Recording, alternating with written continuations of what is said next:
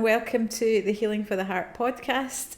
People just like us, we're really glad that you've joined us this afternoon or this morning or this evening or wherever it is you're joining us from and whatever time of day that it is. I'm delighted that you're here. I'm delighted we're here as well. And I have got Gill Meens with me today. I'm going to let her introduce herself and tell you a bit about who she is. Hi, so I'm Gill Meens. I work for an organisation called the Mental Health Foundation. I'm a project manager with them. Most of my work is around children, families, youth work, but I also do a project which is around participation and engagement within policy work at Scottish Government. I'm also a mum and a wife, and do some volunteering work as well, so I'm fairly busy. Excellent. What size are your kids? Little? 3 and 7. Yeah, so definitely got your hands full there. Absolutely. Two very wonderful but wild boys. Excellent. Wish I could say it'll all calm down, but potentially not. And why don't you tell us a wee bit about your connection then with Healing for the Heart? I love the fact that you just picked the mug up, so we've got the nice branding as well. Wasn't planned. Excellent. So if people are listening rather than watching, they wouldn't see it, but clearly, that was for the visuals. Bit of branding. Yeah.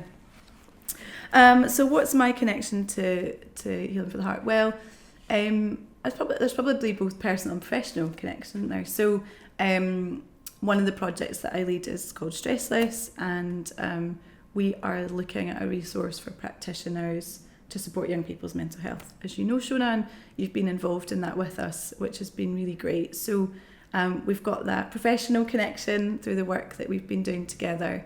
But also Stefan, who works for Healing for the Heart, is my husband. So I get an insight from him as well into the work you guys do.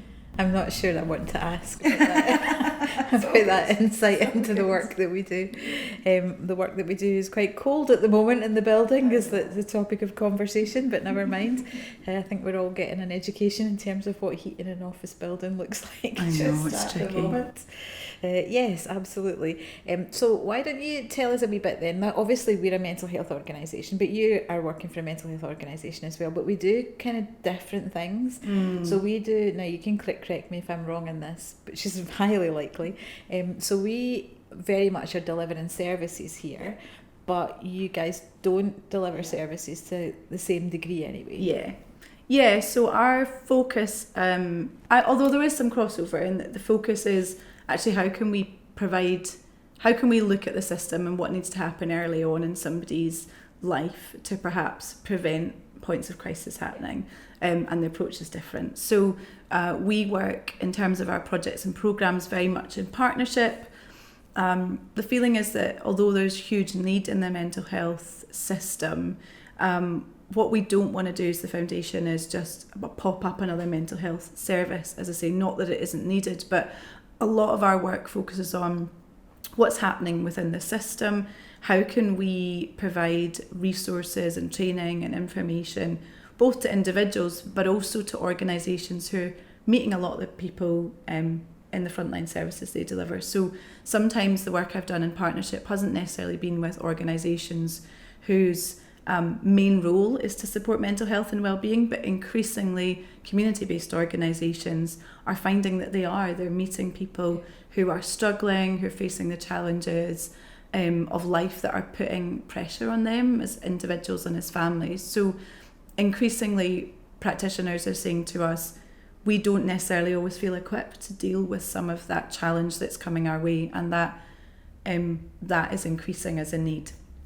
So some of our work has been about how can we work in partnership to train up staff and organisations to feel confident and comfortable, but also recognising a lot of what they're doing is supporting mental health and well-being already. So actually helping people who are experiencing food poverty, helping people with peer support, helping people connect into the community and feel a sense of belonging, meeting others who may be going through similar experiences to themselves. That is all mental health and well-being supporting activity, but often we don't see it that way. So some of our work has also been about saying, actually, this is some of the good stuff which helps people and can prevent at times poor mental health developing, or at least have a support system in place for if people do struggle, they've got somewhere to go and to get support. So in terms of our programmatic work, we do some delivery, but most of the time that's in partnership.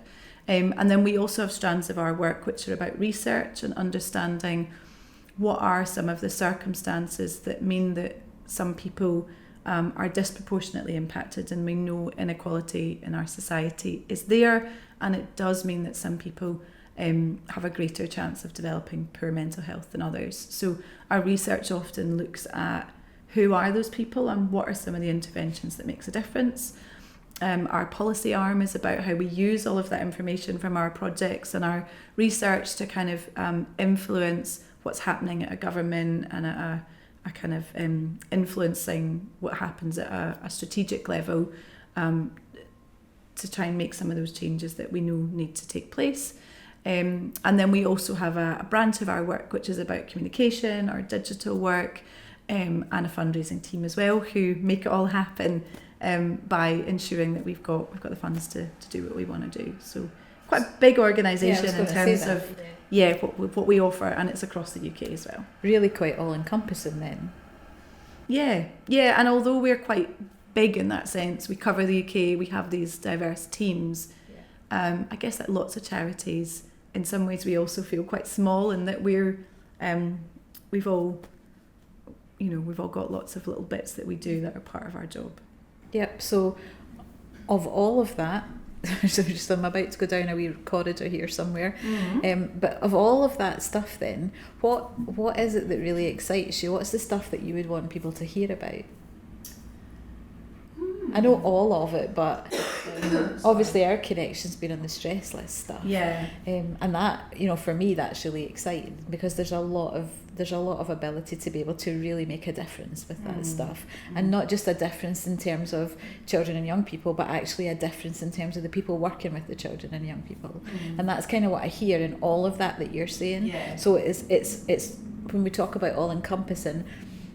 It's not like taking over the world all encompassing, it's the fact that it goes from the kind of coalface all the way through right to government and policy influence. Absolutely. Gosh, what excites me the most? I think because we do that, and because we've been quite intentional about being prevention and early intervention, the stuff that really excites me is our ability to be quite innovative. And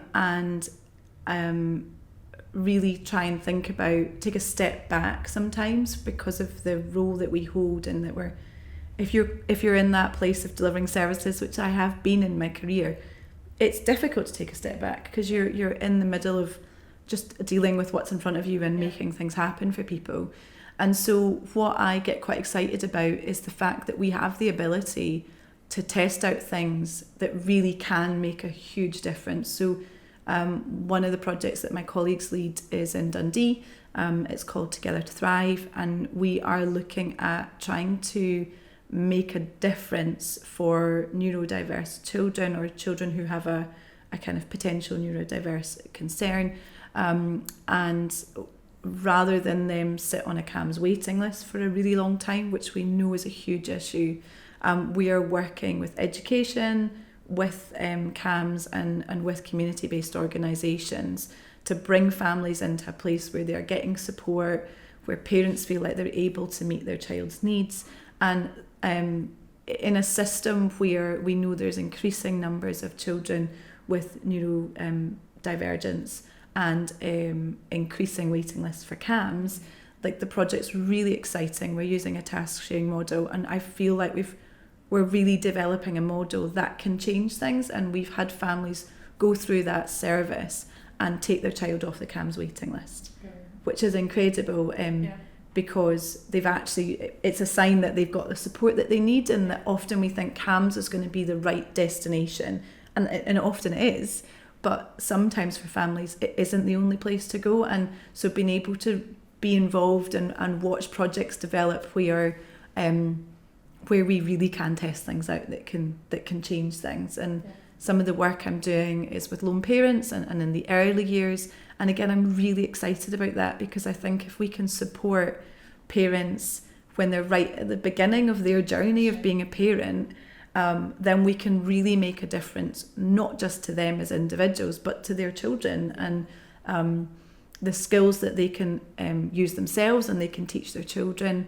And I genuinely believe if we've got parents in a good place, we've got kids in a good place. So I'm excited about the way that we work and the fact that we can scale a lot of what we do because of the approach we take. Yep, I was actually just thinking that in terms of, so when you're working like that project in Dundee you're talking about, and you're actually starting to see things at a service level delivery, or service delivery level, but you as the bigger organisation obviously then have the infrastructure to be able to stand back and work out what's going on there and write that up and articulate what's going on, that then has the policy knock-on effect of potentially influencing policy and whatnot, which perhaps a smaller organisation like us wouldn't necessarily have that, because we don't have all that infrastructure around us. So that must, that's a huge benefit to being part of an organisation that size. It is, and I think that's also where partnership working is really important to us, because we recognise that some of the infrastructure and ability that we have, other organisations don't. So we're able to, when we're working in partnership with organisations, we're often able to offer things that they might not be able to access. So the Small Talk project that we did, that was supporting organisations working with lone parents, we were able to support them to have sustainability training, so thinking about organisational sustainability, trauma-informed relationships training, and various things that we could tap into that as an exchange between the organisations they can share with another, but also things that we can bring in as an organisation and support them with. So yes, although we have that ability, it's really not hopefully about us monopolising that, but bringing other people into that and other organisations into that too. Yeah, it's fabulous. A really good model to be able to work with as well. I think you've touched already on some challenges that are there, but as you look around and as you're involved in the stuff you're involved in, then what are you seeing at the moment that are the biggest challenges for folks in terms of mental health and well-being?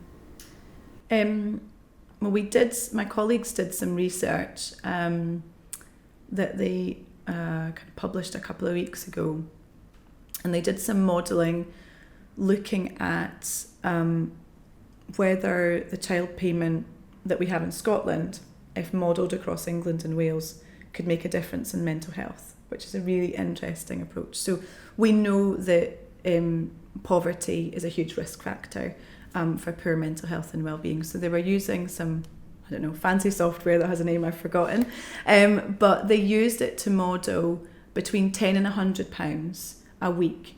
What difference could that make to households where there was an adult and a child? So I guess most of the time that's a parent and a child, but it could have been a grandparent or a kinship carer or foster care, etc. And we found that even as little as £10 extra a week could make a difference. And then as you went up, unsurprisingly, it continued to make more of a difference. So we are currently looking at a policy ask for £50 a week extra for families, because we've been able to show through that there is an impact on mental health and well-being for parents. And we know, as I said earlier, if you can support parents, you can support children. Biggest impact was, unsurprisingly, bigger impact for women and a bigger impact for single parent or single adult households. So for me, I think that gives us the evidence of what we probably already knew. But that's one thing we are seeing, and we know the gap in the UK between those who are the poorest and the richest is actually growing at the moment, and inequalities are getting worse. Cost of living is hitting so many families, and working families as well, and so there's so many people in our country who are struggling to pay for the basics, and paying for food and heating and electricity and all of those kind of things. And it shouldn't be a surprise that that's going to have an impact on mental health. It's going to have an impact on the mental health of parents who are feeling the stress and the burden of that, and a stressed household. And it's not to put blame on parents at all, but that will impact children. So they will respond to that, react to that, but also those environments will, if they are cold and hungry, that's going to affect how they feel as well. So we know all of that. So I think we're seeing that as a big issue. We're also seeing people who are in the asylum process as hugely impacted by mental health and well-being, and just the struggle of being in that system. Oh dear, your lights are not liking us right now. It's all going well with the lighting, isn't it? Will I carry on? Yes, absolutely. Yeah. People can listen. People listening, you don't know what's going on. People who are watching do. So I was speaking to a lady recently who was made homeless with a 4-month-old baby. She had a student visa, but she couldn't get housing. She couldn't get support. She wrote to every housing association, and social work's answer to her was, go home. Just here's some plane tickets, leave the country.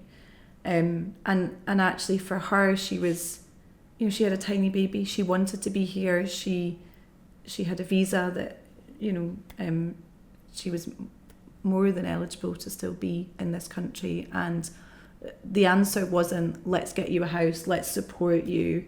And the amount of distress that she was in, because, she had, they put her in a hotel, and she was terrified. She was terrified that door was going to bash down and she was going to be forced out of the country.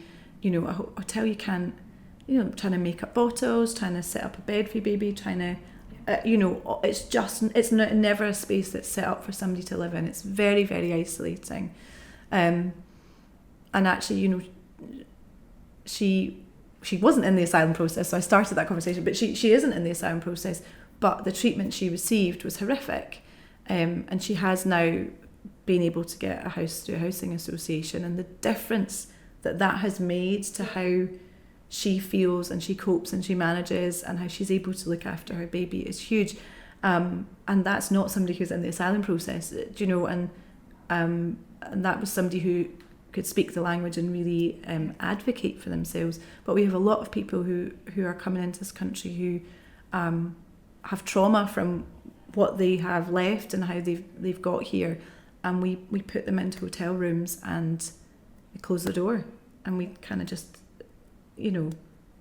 leave them be, and so the isolation that brings, the fear that brings, the lack of independence, and understandably that comes with a mental health impact. So refugees and people seeking asylum, vulnerable families, lone parent families are some of our focus, and also those with long-term health conditions, physical health conditions, also an area of focus for us at the moment. We know the research has been there for a long time. My previous role to this was working in long-term health conditions work, and we know those that are struggling with physical health. Our healthcare system likes to separate out the two, doesn't it? And we'll deal with this bit here and this bit here, but we know that they're completely connected. If our mental health isn't doing well, it's going to affect our energy levels and our appetite and our sleep and all of those kind of things, and vice versa. If our physical health is being affected, it's going to affect our mood and our kind of general well-being. So again, that's an area we are focusing on, and we're doing some research on, to look at what, again, at that systemic level, what's some of the bits of the puzzle that are missing, and what's kind of needed. A lot of organisations who are in the physical health space are doing a lot of wellbeing work, but when we've done some partnership working, we've been able to see what a mental health lens can bring to some of that work as well. So that's another area we're looking at developing. Yep. And I think in all of that, I think what's really interesting is that the link between mental health and a whole pile of other things. And so mental health, like physical health, doesn't exist as an island on its own. And very often we take a clinical approach to that, or a medical approach to dealing with mental health, but in actual fact it's not. So the lady with the 4-month-old baby that you're talking about, that's not somebody who necessarily has mental health issues that need medical intervention, but the situation that's round about her causes the mental health issues. But if you did something about the situation, then the mental health issues would resolve. Absolutely. And so it's not... But we live... An antidepressant wasn't going to make her situation Absolutely, but we better. live in such a medicalised environment that... And the siloed thing of, well, so you're presenting with this issue, so that must be it, and this is what I do. But actually, it's all of this that's causing this issue over here. I was thinking when you were talking there about, the Scottish Government's, their whole thing in their mental health strategy talks about that poverty is the single biggest driver of poor mental health. Yeah. But when we think about poverty, we think about financial poverty. But there's so many other areas of poverty. So there's the poverty of opportunity, which you're talking about in terms of the child benefit stuff, so if you don't have the money, you can't do it with your kids. So there's poverty of opportunity. Absolutely. There's poverty in relationship. There's poverty in terms of emotional well-being, not necessarily mental health. So there's a ton of stuff that's poverty of education. There's across the board. Yeah. It's that lack thing, isn't it? And if we can't address some of these issues, then what we end up with are those issues then causing the mental health issues. But just then throwing antidepressants or whatever at the mental health issue is not going to help, because the systemic thing's not changed. Yeah. So definitely something, you're definitely something in there. I think that picking that up as a huge challenge for our mental health services is a massive challenge, because until we actually see mental health like we see physical health sitting in a whole gambit of things, then that we're not going to solve the problem, because we're only treating one small section of it. Absolutely. Couldn't agree more. Yeah. So therefore, with the question that we always end on in a podcast, then, if we gave you a magic wand or fairy dust or something that you could sprinkle, that you could, or wave your wand to change something in our society or our culture that would massively impact mental health for the good, then what would that be? I'm probably given my answer already, haven't I? I would eradicate poverty. I would, and it's an absolute magic wand moment, isn't it? If we could do that, but we have an unequal society, and it's not fair. And so, as you say, that's in the mental health strategy, and it's there because there's a lot of evidence to show it. So, yeah, I think that would. If I had a second wish, I only got one, but if I had a second wish, it would also be to kind of bolster our communities. So I think a lot of what I've seen in terms of the work I've done around perinatal mental health and kind of that early years work, as we talk about the kind of myth of the village. Everyone says that it takes a village to raise a child, but all too often what you actually find is often mothers at home on their own, struggling and feeling completely isolated. We don't live necessarily close to our parents anymore, and so we don't live in communities where we all know one another, and where, I don't know if you hark back to the good old days, I'm not saying everything is better, but we used to have more places where we connected into our communities and we connected with one another. We moved around a lot less. I'm not saying things are better or worse than any, but what I'm saying is I think what was the benefit of that is that people had a support network around them. And whether it was getting around the one bread oven of the village or whatever it was, women coming together to share childcare among them. It just doesn't happen like that anymore, and I think the individualism that we have in our society has led to a lot of isolation, and I really believe we need to get back to kind of more genuine community hubs, more community supports, people being connected with their neighbours and the people around them, and because I actually genuinely believe that people would help out if they knew. People want to help. I genuinely believe most of the time people want to help one another out, but we're not very good at, often the blame's put on the person for not asking for help. but actually you need to be in a place where you've got those relationships and you feel like you can ask for help. And I know for me, you know, I felt like I had a good community around me, especially when I had my first child. And I still had those moments of feeling very isolated and very alone and struggling to get out the house. And I know having spoken to lots of other parents through the work that I've been doing, that that's a real shared experience, and it's not only about motherhood, but we have a lot of people who live on their own or live separate from family. So I think I would want to do something where communities were connected in with one another. I think probably it happens a lot in rural communities more than it does the more central you get, and I know there's challenges with that, because everyone, you know, I've heard somebody say recently, everyone's in everyone's business. So I know that's not everyone's cup of tea, but actually there's something to be said for people checking in on you and making sure you're all right, and I don't know, dropping a meal off at your door, or taking the kids, or whatever it is. I think the community things are really interesting one. There is a whole swathe of research now, as you'll know, in terms of the impact that lack of community has on mental health and well-being. And there definitely is a shift. I mean, I was talking to folks just a week ago and saying to them, you know, my dad died when he was in his 90s, and you know, when he was very old, and he would regale my kids with stories about how great it was when he was growing up, and you would think he lived in some sort of idyllic picture postcard. The reality was that he grew up in a tenement block in a room and kitchen, and there was 5 of them, and they shared a room. And some nights he didn't sleep in his own bed because he'd have his dinner in somebody else's house, and he would just be put to bed with their kids. The kind of thing that social work would absolutely have a fit in. They'd all have been taken away at that point in time.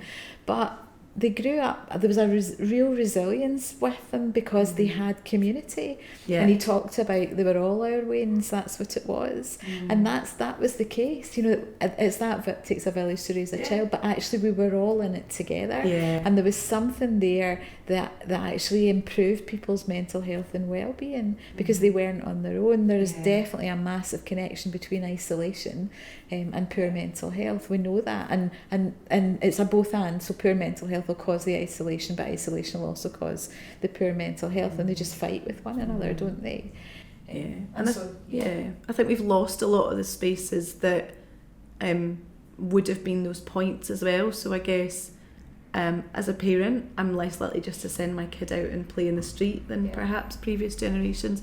But you also still see, you know, the big signs, no ball games, and you think this is the green space and nobody's allowed to play in it. Or in one of our local parks, it was just a big green space, brilliant. The kids could all go and play in it, and they've built a sort of a pitch and put a massive fence around it so that you can only book it and pay for it through the council. It's empty now.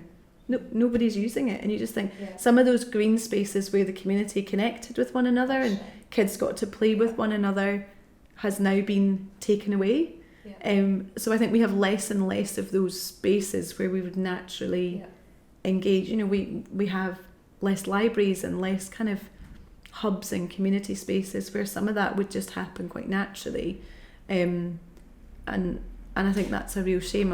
I'm not saying that's always the answer, but I do think we've got less and less, I guess, maybe importance placed on some of that. So that would be your magic wand, and that would be. I've got 2 magic wands. You've got it, clearly. But I guess what I'm saying is, if you deal with poverty, but you don't deal with isolation, that's right. You know, but as you've just shared, that's actually, poverty of connection. If you deal with the lack of isolation, that might help more than. But I just think. And there's probably hundreds of other things, but I think all of that is poverty, though, because your poverty, your isolation is your poverty of connection, isn't it, or poverty of community? And so really, it is all about. It's all about the lack. It's all about lack, effectively, whatever it is. So maybe it is just one magic wand, and you waved it, and it was all to do all with the definitions of poverty. I like that. Excellent. Thank you so much for joining us today. That was such a good conversation, and we could actually just have spent another half hour quite easily going down that wee rabbit hole all about sort the world out. Absolutely, that's what we want to do. We'll make sure that the website address for the Mental Health Foundation is put in the blurb or in the show notes for this, so that people have got it, and we'll make sure we tag you in it when it goes out as well, so that you can see it too. Fantastic. So thank you so much for having me. Not at all. It's been really, really good. If you've enjoyed today and you think you could do this too, then do get in touch with us. Come and have a chat on People Just Like Us, because actually it really is about people just like us.